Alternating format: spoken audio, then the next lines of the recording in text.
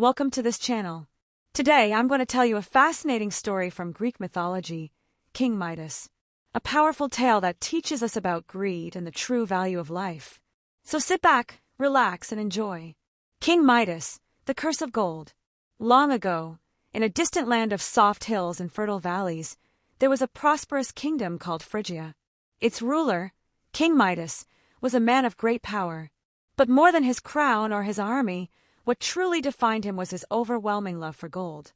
Midas wasn't a cruel king. In fact, many praised him for being fair and generous to his people.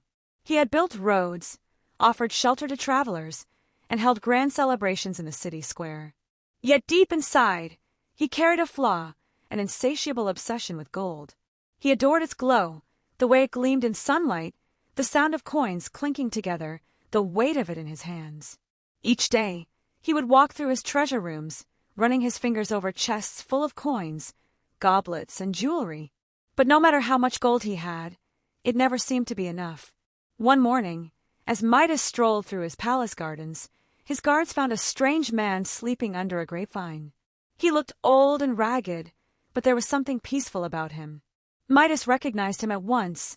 It was Silenus, a close friend and companion of Dionysus, the god of wine and celebration. Instead of casting him out, Midas welcomed Silenus into his palace. For 10 days, he was treated like royalty, fed the finest food and given sweet wine to lift his spirits. When Dionysus heard of his kindness, he came down from the heavens to thank the king in person. "You have shown great generosity, Midas," said the god. "I shall grant you one wish. Anything your heart desires." Midas, his eyes already shimmering with thoughts of gold, did not hesitate. "I wish that everything I touch turns to gold." Dionysus looked at him carefully. "Are you sure? Sometimes, the gifts we most desire are the ones that harm us most." But Midas was determined. "Yes, that is my wish." So Dionysus nodded. "Very well. From this moment on, everything your hands touch shall turn into gold." Midas was overjoyed. As soon as the god disappeared, he reached out and touched a leaf nearby. It instantly hardened and gleamed with a golden shine. He laughed with delight and touched a small rock. It became gold too. Then a rose, now a perfect golden sculpture. The king ran back to his palace like a child. He touched doors, statues, curtains, and even the floor. Everything around him began to shine. Gold dripped from the ceilings, covered the walls, and pooled at his feet. He believed he had become the richest man who ever lived. Then it was time for dinner. His servants placed before him a feast fit for a king. Roasted meat, fresh bread, fruits, and wine. Midas reached for a piece of bread, only for it to turn into a golden brick. He tried the meat. Again, it became metal. Even the wine, as it touched his lips, froze into heavy gold in his mouth. He tried again and again, growing more desperate with each failed bite. But it was useless. Everything he tried to eat or drink transformed instantly. That night, he couldn't sleep. His bed had turned to gold, as had the soft sheets and pillows. There was no warmth, no comfort, just the cold, hard surface of his treasure. The next morning, his young daughter Zoe ran to him, unaware of his new power. She wrapped her arms around him in a joyful embrace. Before he could stop her, her body stiffened. In his arms was no longer his little girl, but a golden statue, her smile forever frozen. Midas let out a cry so full of pain that it echoed through the halls of the palace.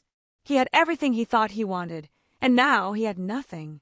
He ran to the temple of Dionysus, fell to his knees, and wept. "Please, great God, take this curse away. I was a fool. I don't want gold. I want my daughter. I want my life back." Dionysus appeared again, this time with a solemn expression. "You have learned your lesson, Midas. True wealth is not measured in gold, but in the things we cannot hold: love, laughter, family, and joy." Then he instructed the king, "Go to the river Pactolus, bathe in its waters. There, you will be cleansed of your greed, and the curse will be lifted." Without delay, Midas rode for days across mountains and forests until he reached the sacred river. He removed his crown and stepped into the cold water. As it touched his skin, a warm sensation spread through his body. He felt the golden curse leaving him, dissolving into the current. When he came out, he picked up a stone. It remained a simple stone, With a cry of joy, he ran back to his kingdom. He rushed to his daughter's side and gently touched her cheek.